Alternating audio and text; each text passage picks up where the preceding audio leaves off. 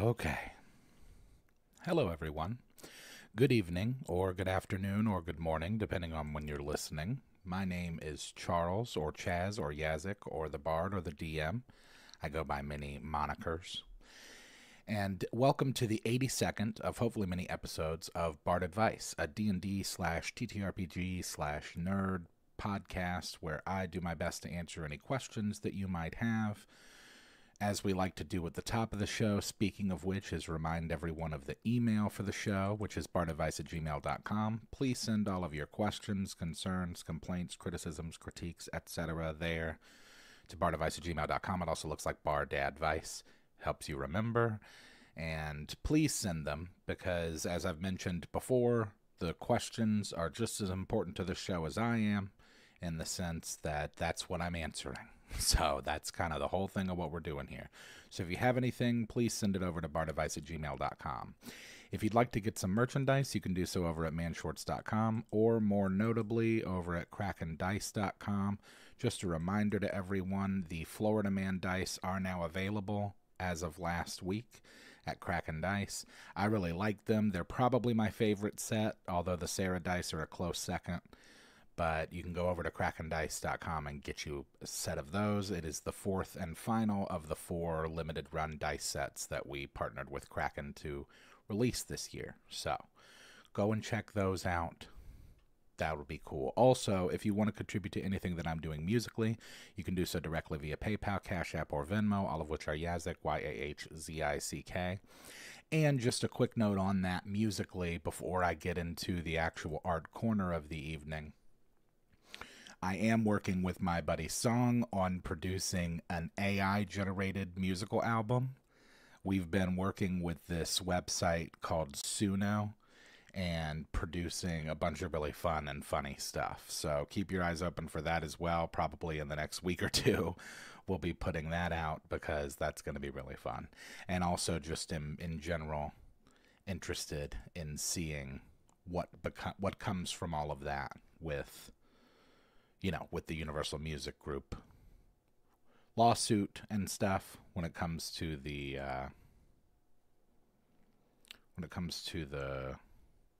AI music stuff.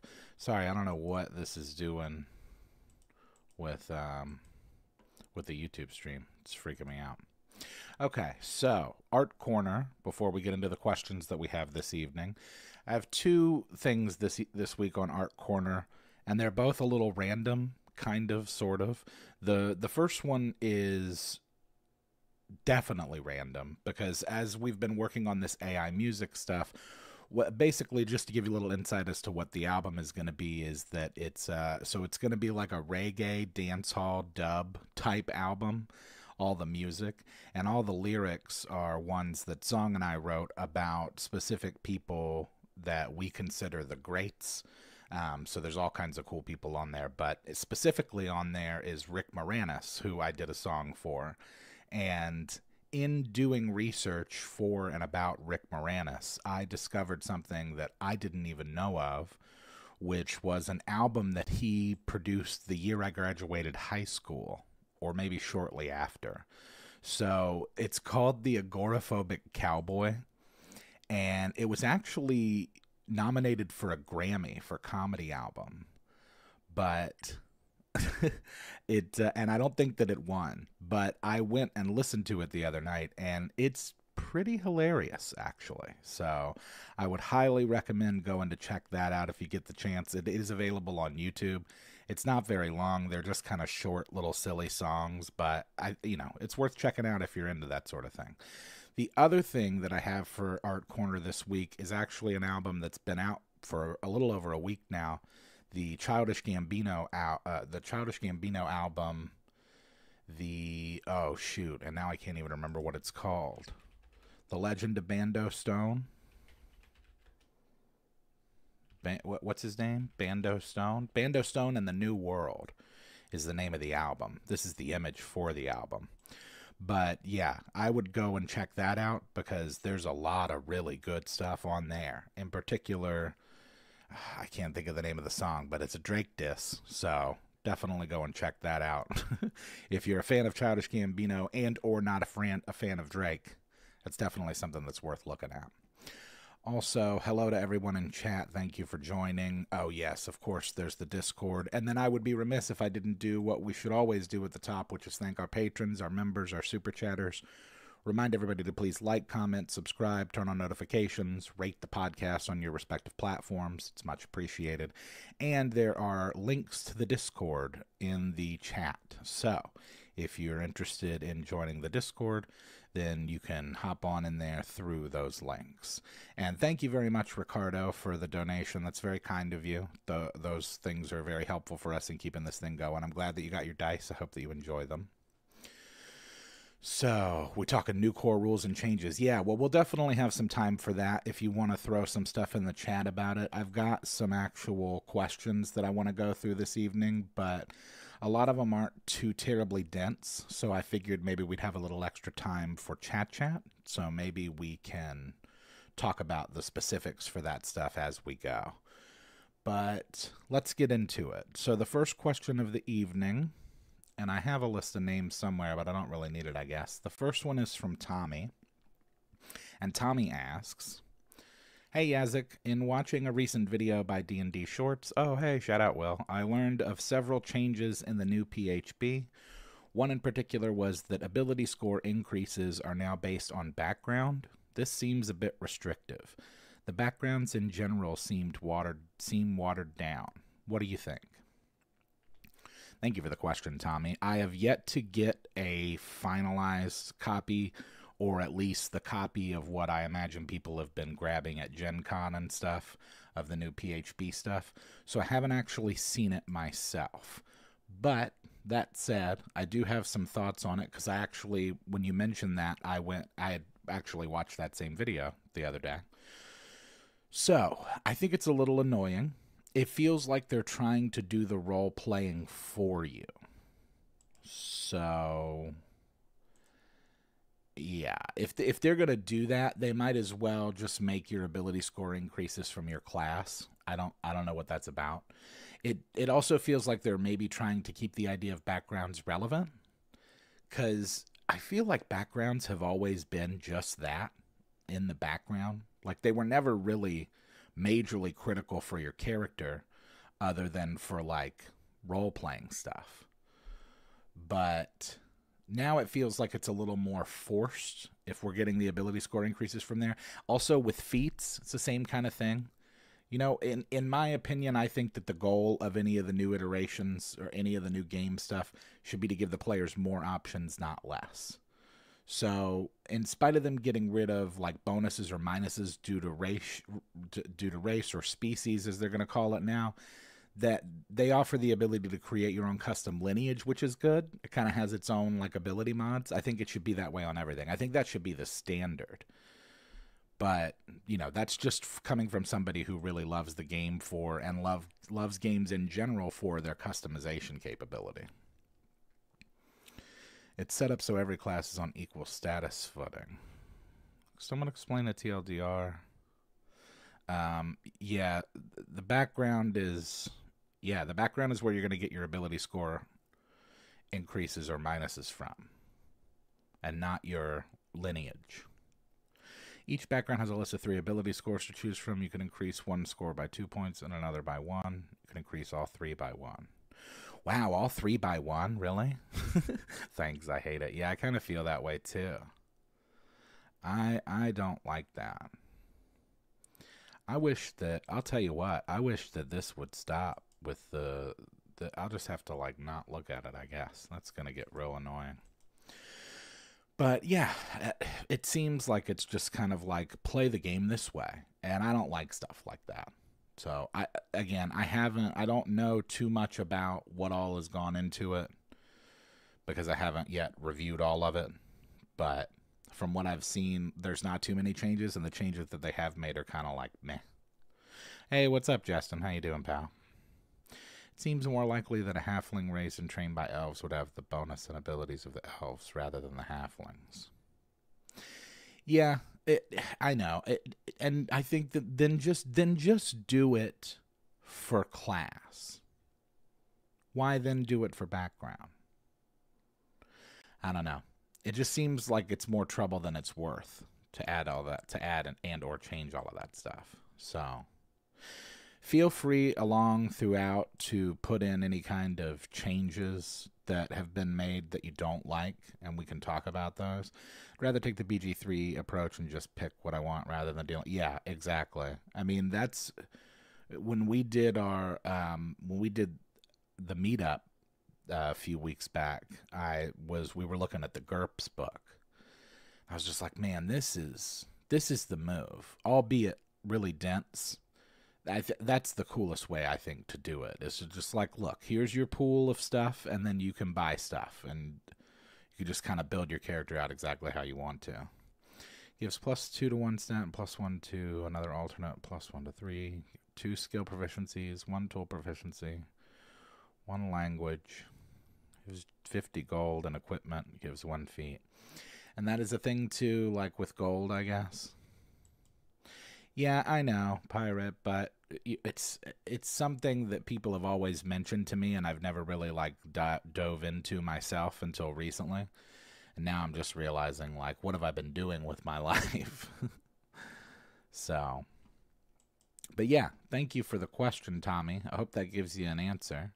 I'm not a huge fan of it. Doesn't sound great. And you know, while it's not like technically been released, I don't know, I'm sure that won't be the last that we hear of it. So, all right, the next question for the evening. Thank you for that one, Tommy. The next question is from Anna. Oh, this is good. This is about another thing I don't like. Anna asks, "Hi, Bard. Marvel recently announced that Robert Downey Jr. will be returning to the universe to take on the mask of Doctor Doom. Do you think this is a good choice? Personally, I'm a little torn because while I think Robert Downey Jr. is a fine actor, I'm not sure this was the right call on the part of the studio. Thanks." Well, thank you for the question, Anna. I tend to agree. I'm not a huge fan of this idea. I'm sure that it's been kind of split. I've seen online. I made a TikTok about this, so for those of you who haven't seen it, I'll just go through that. I've put up with a lot of nonsense from Marvel in the last 25 years. Okay, I watched him water down Scott Summers in the X-Men films. I watched him placate to the mass audience fan favorites with Wolverine and Iron Man. I've watched them half-heartedly produce some of my favorite characters in Luke Cage and Moon Knight. And so this seems like a new level to me of let's just go with what we know works.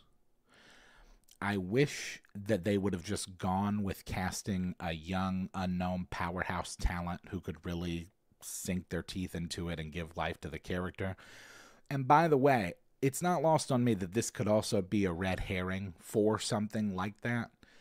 I'm not a huge comic book reader, but I do know that there have been several stories involving Doom and Iron Man swapping places, multiverse stuff. And so maybe that's what they're doing, and they're just kind of using this opportunity of like, hey, let's just throw it out there because this will certainly cause a stir, right? I mean, it's a question on bardadvice, so clearly people are talking about it.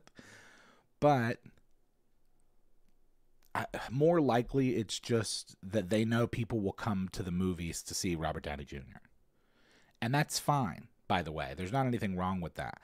It's just that Doctor Doom is my favorite character, and I've always kind of put up with Marvel's nonsense in the hopes that one day that character would get like a really good shake as to like a solid origin story, because I think it's one of the coolest villains, if not the coolest villain of all time. The backstory and like everything about how he operates has always been fascinating to me. I'm sure that it'll make billions of dollars. You can rest assured of that. But it's not really for me. Of course, I haven't seen a Marvel movie since Civil War, so I might not be the best gauge of that. But let me see what people are saying in the chat. A desperate attempt to gain back the audience they lost with back-to-back awful movies. Multiverse stuff with Marvel, and in some universes, Tony's also Doctor Doom. Yeah. All I think of when Robert Downey was high and drugs in the bushes. Yeah, that's true. And that's a thing, too, that's different about generations, right? Like, I don't think that Gen Z and younger probably doesn't really know a lot about, like, all of that stuff. That, all of his drug issues in the 90s, in the 80s and 90s. But, I tend to think of him that way, too. I actually always associate Robert Downey Jr. with the movie Heart and Soul. Heart and Souls. It was like 94. Charles Grodin, Alfred Woodard, Kira Sedgwick. That's a great film. Tom Sizemore. Recently watching Longlegs Doom should be played by Nick Cage. As bad as the first Fantastic Four movie was the one with Jessica Alba and Invisible Woman. Yeah, anytime that, by the way, I'll also say that, like, anytime that they've ever tried to do Doom, it's gone really poorly. Right? That's, I mean, in my opinion. Could be biased because I'm a Doctor Doom fan, but I think it's been not good. Their attempts at getting that stuff done. Bad in theory, good in practice. Could be. And listen, I don't want to take away from Robert Downey Jr.'s acting capabilities. Like, clearly, the guy's great at what he does. That's one of the reasons they did it.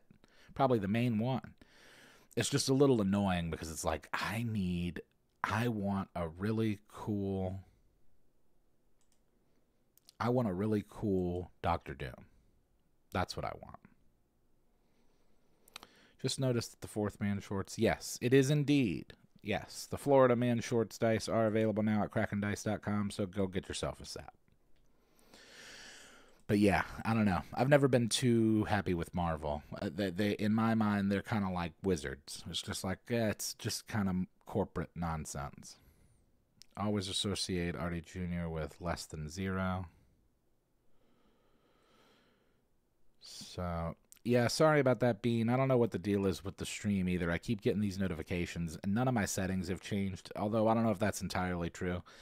I recently had an update on my software, and when that happened, some of my settings changed for some reason.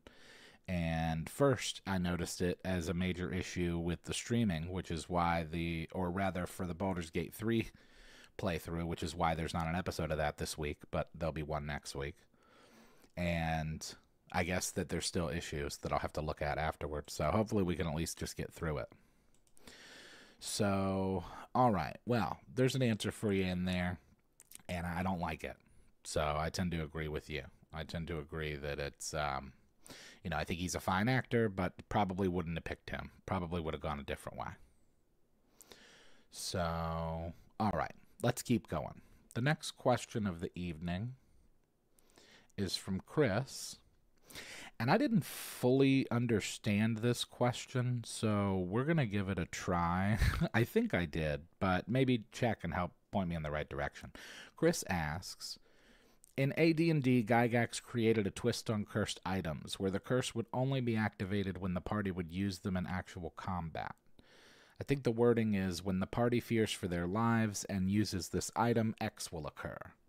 This was to prevent players from testing items outside of combat.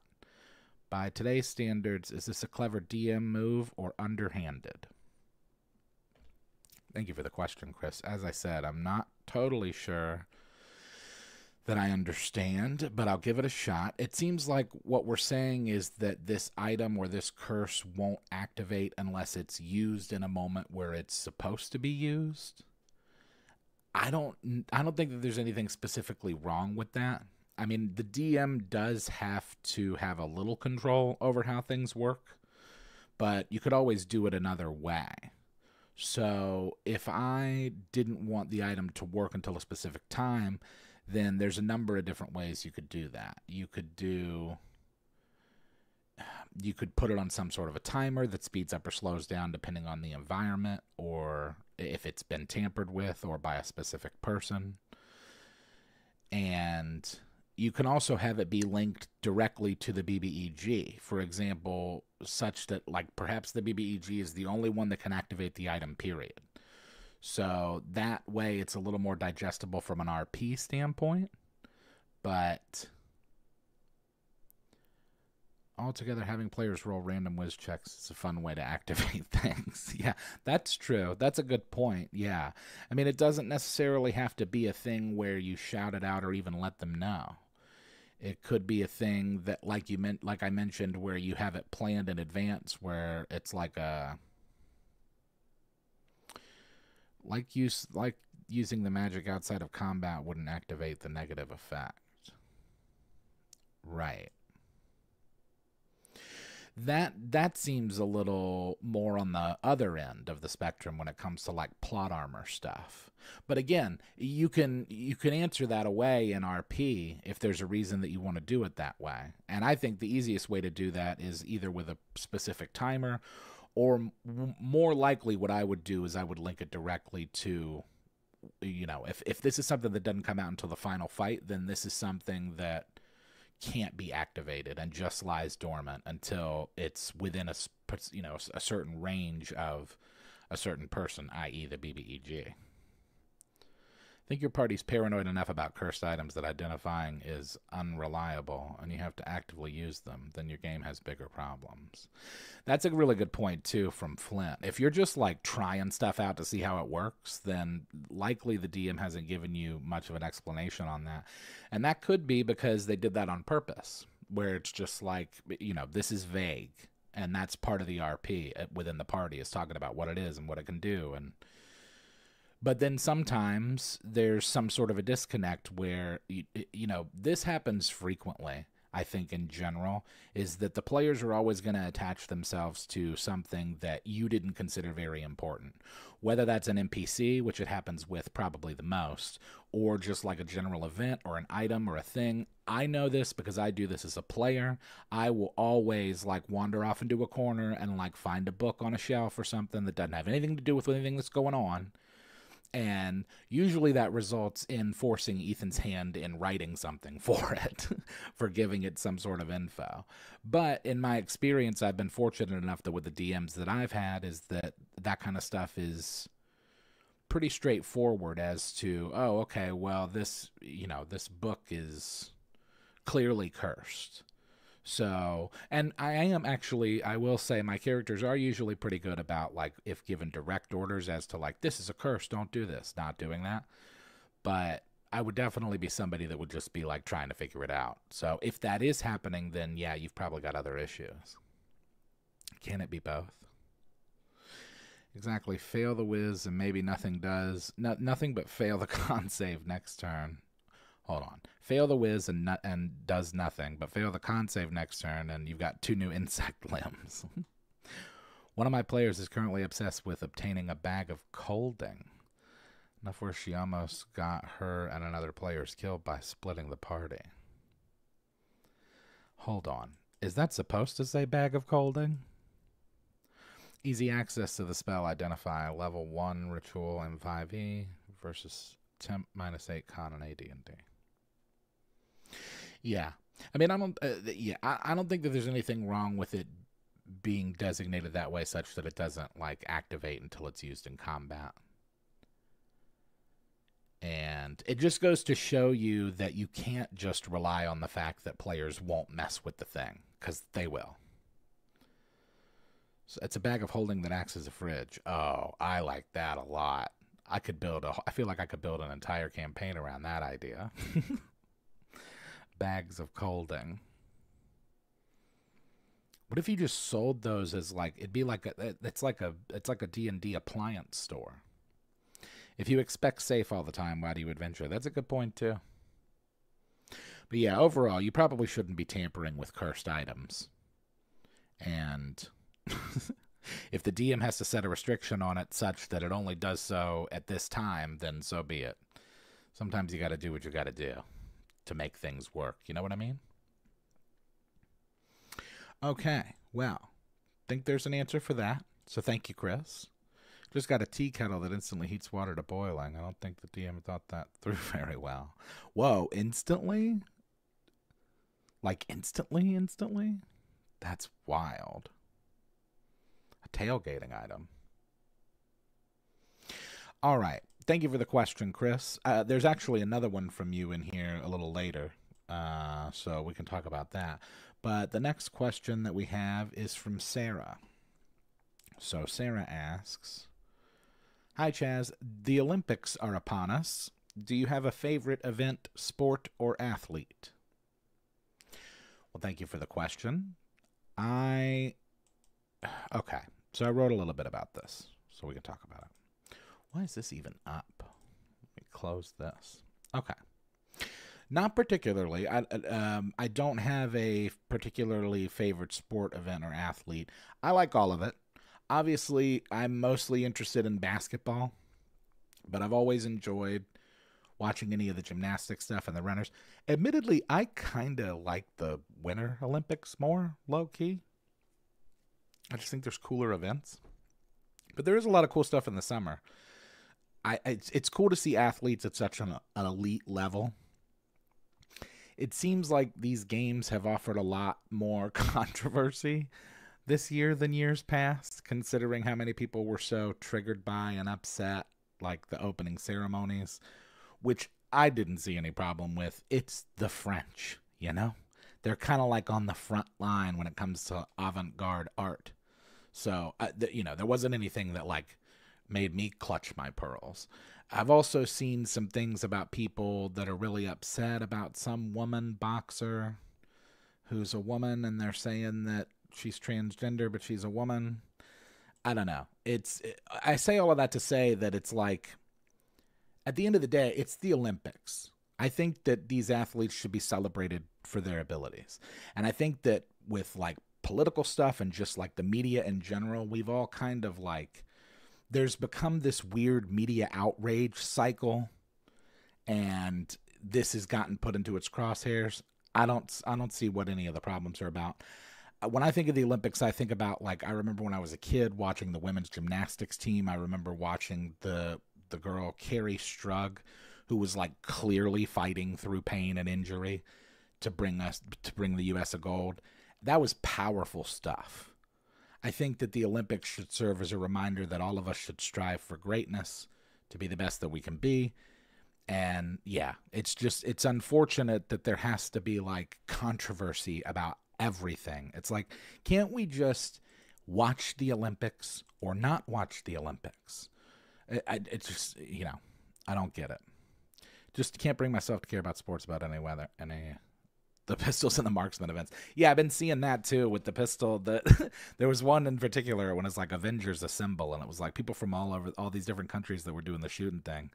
And it is kind of funny. They do kind of look like something you would see on, like, a Saturday morning cartoon. Interdimensional spaces of cooling R us. Don't even know the Olympics were happening. Yeah. Yeah, and also, too, that's the other thing, is I feel like with the Olympics, it's like you're either invested because you've got family or friends, or you're an athlete yourself, or you just don't care. Curling in the winter, balance beam is fun, but not really. There has to be strings involved. It's a conspiracy. Oh, yeah. Gymnastics in general. Like Simone Biles, dude, when that woman does stuff, it's just like, how is this even possible? It doesn't look real. And yeah, the shooting stuff is cool, the archery. We talk a little more about this in a later question that we have, but only reason I knew they were happening was Reddit posts. Yeah, I'm sure there's lots of memes. Players who aren't even in my game are obsessed over this item. Well, it is a really great item. Is this a homebrew item? Where did you conjure this? This also makes me want to, the rhymer in me has now a need to, like, go through the rhymes and come up with different ones, like a bag of olding that, like, when you go inside of it, time moves differently. You get really old really fast. More than likely to watch the events that are higher, faster, stronger type, and not who did it prettier type. That's true. Gotta be a robot. Ice skating. Yeah, ice skating. And a lot of the winter stuff. I like bobsledding a lot. I think that's really cool. That was probably put into my head at a young age with Cool Runnings. Inspiration from Matt Mercer, but made it your own. Nice. Or a bag of golding that turns anything you put into it into gold, which sounds cool, but it wouldn't be very quickly. Bag of molding, pouring metal, and instant weapons factory. Olympics considered sports talk? I don't know. That's a good question. Are they? I mean, they're sports. So sure. I guess that counts as sports talk for the show. Swimming, we have someone from Florida. Oh yeah, we do actually. Caleb Dressel, who went to Clay High, who went to the high school I went to. He's a gold medal winner. Bag of holding would be the cursed version that spoils foods and ingredients faster. Joe Hendry. I'm not familiar with who that is, or whether or not I should believe them.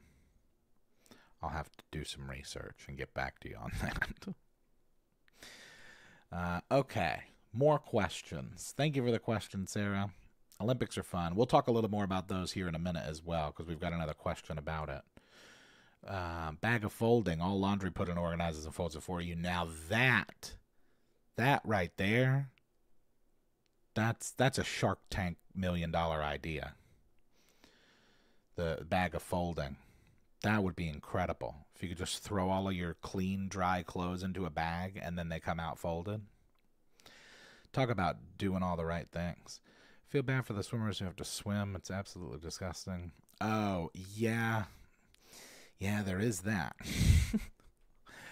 All right, so the next question is from William. And William asks, oh, wise DM, I come seeking advice. You're too kind. In your experience, what are some good ways to deal with in-game dilemmas? Specifically, last session, my players were left with the choice of saving a small nearby village or pursuing the villain. I guess the third option would be splitting the party. Hope they don't. Good luck with that. I appreciate any advice from you and or chat. Thank you for the question, William, and for the kind words. I did write out an answer for this. An answer.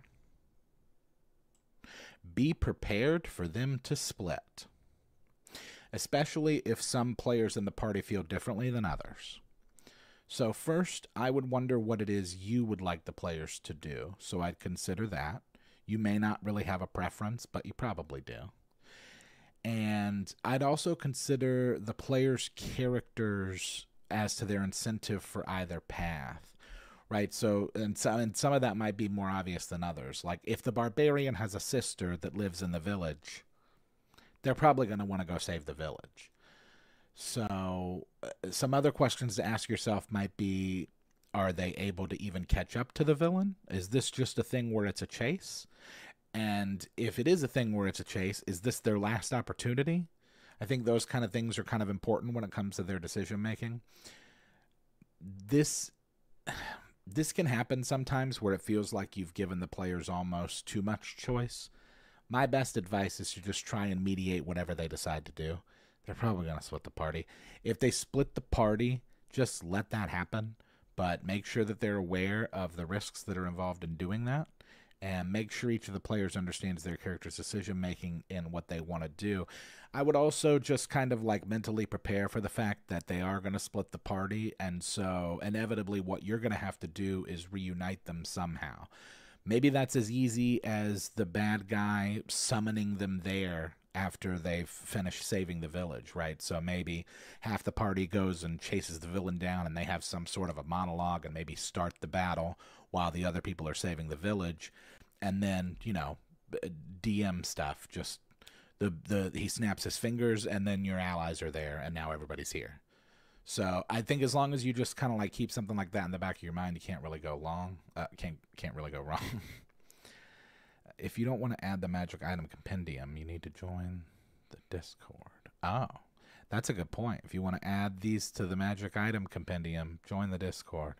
Bag of Lolding. Opening this bag casts Tasha's Hideous Laughter in a 15-foot radius. I like that. Let your players decide. Don't choose for them. Just make sure they understand their options. Yeah, most definitely. No worries, Cats and Mir. If you're here, you're late. If you're here, you're not late. That's right. That's what we say. Leave it as it is. A great moral choice. Up to them what to do. Sit back and watch the party discussion. Save the village. The villain can wait. But if they chase the villain and leave the village, does that make them murder hobos? If your BBEG is a spellcaster, give him a homebrew spell or legendary action called Go Away Now. And the second they get close to him, he snaps his fingers and they're right back to the village. There you go. Could do it that way. That's actually even easier than what I said. Just like let them catch the villain and then he snaps them away. Of course, now you've got a whole nother thing where it's like, well, now they've got to find the villain again. But hey, you know, maybe you could just make him show up. Why give them a choice if it's not actually a choice? Well, I think that they do have a choice. I think that the question was mostly about just like, it seems to me that the question was mostly about how he should handle it. And I think that a lot of people in chat have kind of echoed what I've said, which is to just say that it's like, make them aware of what their options are and then just kind of let it unfold. But as in my experience, I would recommend just being prepared for the fact that they're going to do the thing that's probably going to be the most work on your side, which is doing the, which is splitting the party, most definitely. Oh, yeah. Sorry. That was from Justin. Justin texted me and I missed him. Okay. Just letting him know that was me. So, that's for that question. I think we got an answer there. We have got 2 more questions, and then we'll do a little chat. And I'm going to try and keep this episode slightly shorter than usual just because I don't want to spend too much time in post. I've got to work tomorrow, and I've been working on my school stuff, so I want to make sure that I keep that stuff going. So thank you for the question, William. I hope that there's an answer there. Yeah, I'd say just let them pick what they want to do, and then just do your best to facilitate it for them. Okay, so the next question is from Chris. This is the other Chris question, and it's another Olympic question, so we can talk about that. I'd be really interested to see what people in chat have to say about this. Chris asks, "Hi Charles, I hope all is well with you and yours. So with the start of the summer games, what real-world games do you think each class would dominate?" Thank you for the question, Chris. I wrote some notes on this. I thought of a couple of things, although not a whole lot. I feel like because the Olympics has so much to do with like athleticism and actual body ability, and I don't know where we've got room for the spellcasters, but maybe people will have some ideas. Barbarians are going to probably dominate a lot of their categories, and I'm going to put them everywhere. Weightlifting, shot put, discus, javelin, monks for martial arts, athletics. That's by the way, if you look up like a list of Olympic Summer Games, athletics is one. I don't even know what that means, but it sounds like a barbarian thing. Possibly excuse me. We're talking about monks now. Monks for martial arts, athletics, possibly gymnastics, depending on the event. Might put the monks in boxing too, but fighters also for boxing. I feel like rangers for archery, rogues for fencing and sport climbing. Yes, ranger would dominate all the shooting stuff for sure. Illusion for gymnastics. Actually, that's not that bad of an idea, because you had mentioned that it doesn't seem real. So maybe it's a thing where a wizard would just like conjure something. That's the question. If Hypnotic Pattern creates the same effect as Simone Biles just like doing her regular gymnastics routine, does the audience know the difference? Doesn't a fighter have do the fighters have gunslinger subclasses? Maybe in the new stuff, because that was one of the things I saw, is there's a bunch of different subclasses. Whoa, 5 bard goes. I'm becoming way too repetitive and predictable. That's too many bard goes for one person. Wizards don't participate in the events. They run the show behind the scenes. Oh, most definitely. The wizards are all doing all kinds of like illegal gambling and stuff with the warlocks. Is swinging on magic ropes permitted in the long jump? There's a feat in 5e for gun stuff. Okay. Druid wild shaping for swimming. Oh, I didn't even think about that. Would that even be allowed? Could you? Could you do that? Gifts. Oh yeah. What if you? What if you were GIF swimming? Hippos can move in the water. It's actually quite scary. Not getting repetitive. People sending questions knowing they're going to be on the Bargo cards. Oh. I see what's going on. You guys are stacking the deck from the get-go. You guys are sending in Trojan horses in your questions. This is all about Bardgo now. Wizards of the Refs encounters Bellany cheating. Thief, acrobat, swimmers. Yeah, Simone's incredible. She might be the GOAT. Like, there's a discussion about that on one of the sports podcasts I listen to about, like, is she like the GOAT of GOATs?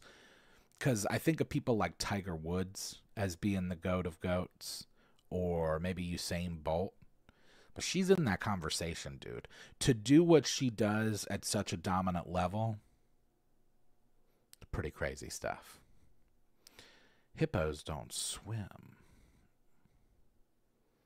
Oh, well, that's even scarier. Wizard, sorcerer, warlock, or even bard or illusionist, telekinesis, and whatever that. Yeah, I guess that's true. Well, I mean, if that's the argument, then any of the spellcasting classes would dominate in any of the events. Especially if you allow the druid to wild shape. Because I just can't imagine how you're going to compete with, you know, if you're doing like wrestling or something and the druid shifts into an owlbear. I don't see how you're going to deal with that. This actually that makes me think of that. It'd be kind of fun to do like an Olympics one-shot. Rogues work the crowd in France. Paladin and Desage. What is that? Is that a what is that? What is that for? I know it's a word that means something. I just can't think of what it was. Equestrian.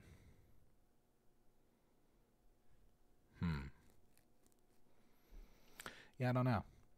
But I do know we've been really dominating in basketball, which has been really nice to see. And probably is the best at horse dancing. Now that's a druid category. Most definitely. That's somebody who knows how to handle animal. All right. So those are my answers for what classes are doing what events. It's fantasy. Of course, a gnome barbarian can suplex an ancient dragon. Going for the full card, unlikely. Oh, yeah. Going for the blackout. Didn't we lose the... we probably did.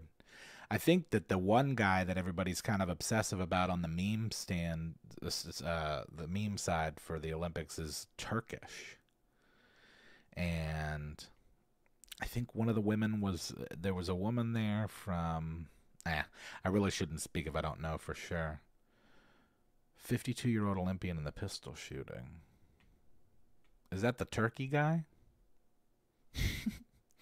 I need to look that up because I haven't actually seen it for context. I've just seen a lot of the memes. I've seen them all over the place. So I don't know. All right. Well, don't want to spend too much more time speaking on that one. We do have one last question, and then we'll do a little chat. And as I said, I want to try and get out a little earlier than I usually do, so probably go like 102 or 103 instead of like 106 or 108, you know? We're going to try if I don't end up rambling, because I tend to do that. Okay, the last question of the evening. Thank you for that one, Chris. The last one is from Ben. And Ben asks...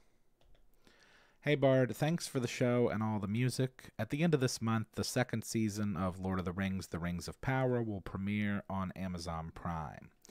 Are you a Lord of the Rings fan, and did you watch the first season of the show? Are you planning on watching the second season? Thank you, and have a good one. Thank you for the question, Ben. Yes, I did watch the first season. Okay.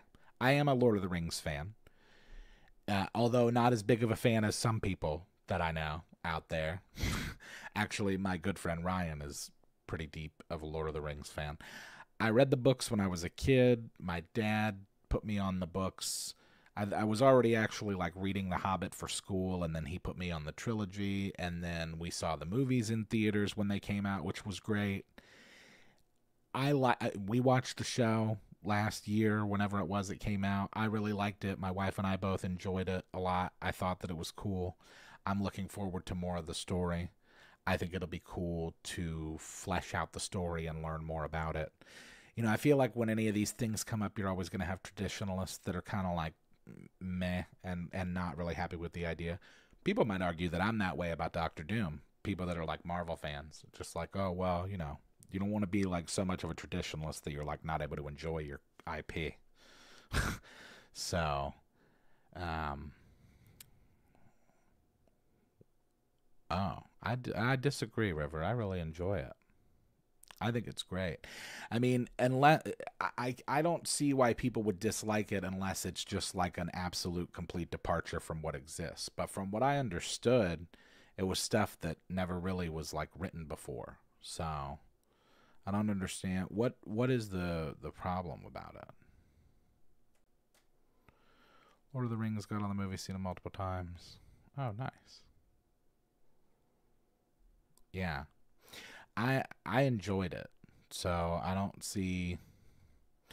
think that it's any I don't think that it's any I don't think it's any worse or better than any other Lord of the Rings stuff. It seems just very like good with people doing new things but not at the expense of the previous canon.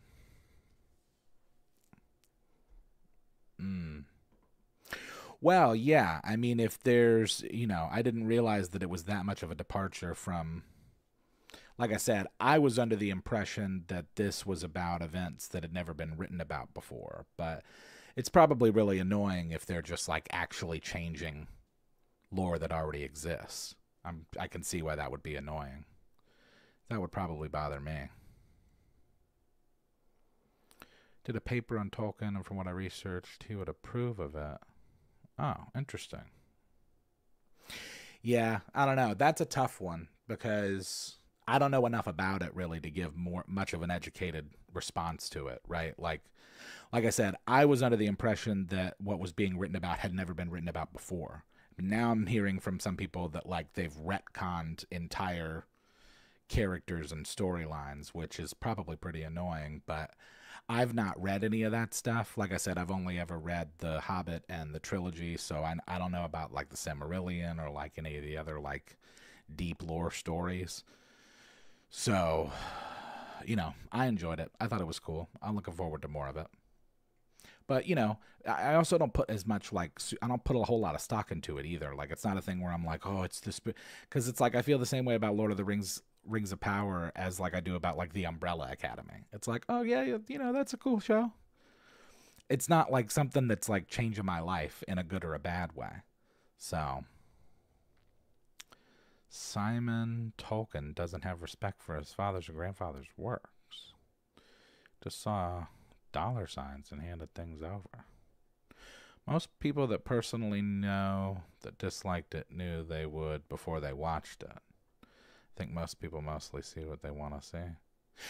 I mean, they would have to know that they were going to dislike it before they watched it, because I'm hearing that it retcons entire plot lines and characters. So, yeah, I could see that. I could see why people would be annoyed by that. But didn't bother me none. All right, so those are all the questions. We talked about all of the stuff, all of the Art Corner stuff, and now we're kind of just in chat where we can talk about whatever. So what do you guys want to talk about? What are some good things of the week that are going on in people's lives? Anything good? Things for me that have been good, I suppose, is I had, it's kind of been a blessing in disguise because the vape shop that I'm working at has been kind of cutting back on hours, but as a result, it's given me more time at home, with my wife, which has been really nice. And also just more time in general to work on other projects like music stuff so that's been good. And then also like working on my computer stuff, working on my IT certification, as it were. I'm about halfway through that. So, and now I'm starting to make note cards and going to try and study those. And 42. Where's 42? Oh, no. I hope I'm not having a problem with my stream. It's saying that I have like a poor thing. I don't know. I gotta check all my settings. Good thing is the next week is over. The week is over. Been a headache for the last few days. Oh, sorry about that. Well, hey, I mean that's a good news. That's a good thing that that the week's over then. Thank you very much, Purple, for the gifted memberships. That's very kind of you. It's much appreciated. Those kind of things very much help. How hard is it transition from normal life to musical artist mode? Not that hard.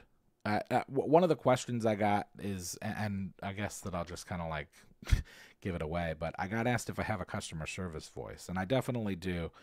It's less, though, about tone and more about, like, lexicon. More about, like, actual language that's used. Maybe it's a bit about tone, but yeah, I definitely have, like, when I do customer service, and you would know if you saw me, like, in action, like, I usually say the same stuff to people over and over. I just have kind of like a mental script of what I'm saying in my head, so. All that said, there's not too much of a transition between, like, who I am regular and who I am doing stuff at the store. Guide to the Galaxy. Hitchhikers, specifically. 6 Bargo. This is out of control. I'm going to have to go through the Bargos and then just, like, try and do an episode where I give out as little things as possible for the Bargo. Definitely have a customer service voice. Yeah, I think everybody does. I think everybody, but I mean, everybody has like a phone voice too. You know, it's different masks.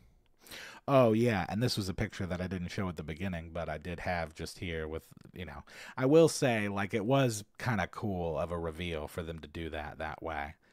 But yeah, I don't know. We'll see. Maybe it'll be a thing where it's the exact multiverse story, and then there is actually somebody who's going to be running Doctor Doom, and don't know. The voice for NPR radio, so I'm told. They may have met my face, too. Oh, believe me, I've heard my whole life I've got the face and the voice for radio. Bardadvice, the Pantomime edition. Remember, suggest more Bargo questions on the Discord. Oh, yeah, for sure. And send regular questions to the Bardadvice email. Good thing for the week for you, the archaeology crew you're working with is starting a 5e campaign. Well, that's fun. Finally got picked up by a company I used to work with for a lifelong friend. Still there. Life and work are evening out and getting steady and smooth again. Nice. Glad to hear it, Avram. Hopefully I'm shortly behind you with that. You know, like I said, I'm almost halfway through this program, and once I get that, I've got a couple of people that looks like I've got some things lined up with. I'm probably be able to grab a spot, and that'll be really nice. Get back to just like regular job, you know. Don't have your dice. Oh no. Well, hey, listen, pirate, I could probably just send you some. I mean, I really shouldn't like broadcast that, but you know, just hit me up on Discord because I've got some extra. Pretty sure. Time to buy a new set or two. Oh, you don't have your dice with you to play. That kind of sucks. But yeah, River's right. That gives you an excuse. Go find an FLGS and get you some more dice. Or just, you know, you can go over to KrakenDice.com, get yourself a set of the Florida Man dice. Late, but I got to run the light board for the All-Star Game Village. Wait, what? For the All-Star Game Village for MLB? I don't understand. The Dresden Files books. They are fun. That's interesting. Oh, and that's a thing that I didn't mention in Art Corner at the beginning, but people should check out is the New Unsolved Mysteries. Some crazy stories in there for you, I'll tell you. The handyman for my neighborhood, a little neighborhood here. All the old retired people need help with tasks, and I like money. Oh, nice. Well, that's cool. Joy is returning as your workload lightens. Joy, that makes me think of Inside Out. I want to see that second one. Finally stopped raining here. Oh, yeah, that's another thing that we've kind of got our We've got probably a tropical storm coming down the track in the next few days this weekend. It's supposed to rain a lot. But I don't know. We might miss it. You never know, with these hurricanes. They just kind of. You never know what it's going to do. But it's just a few side roads, not like an official thing. Well, that's good. Good thing of the week, went to Utah and saw some friends last weekend and had a great week off work. Well, that's great. Yeah, I actually have really enjoyed these last few days. Yesterday, how about this? How about that's my good thing of the week? Yesterday, I did almost nothing. I slept most of the day. I did go to the grocery store later and pay a few bills, but mostly I just slept. And I guess I needed it, I'm always doing stuff. Discord invite link in the description. Oh, yes. Sorry about that. If anybody can, somebody drop a fresh link in here for the Discord. If you want to hop in there. Yeah, the one that's in the description has expired indeed. So 3 weeks until NCAA football. Oh, you mean the actual sport and not the game, because the game's been out. At least for console people. Yeah, and the NFL technically started yesterday, right? With preseason. I'm excited. I'm excited for football, actually. I am a little worried, though, because there was apparently in a recent practice, there's this local guy that does sports for us, Brent Martineau, and he used the words Blake Bortles and talking about Trevor. And man, boy, howdy, I'm just hoping that I'm wrong with that. Been trying to pay attention. Oh, sorry to hear that, Mike. Well, I hope you feel better. Discovered the center. Yeah. Who won? Who won what? Oh, yesterday. Chicago, actually. Believe it or not.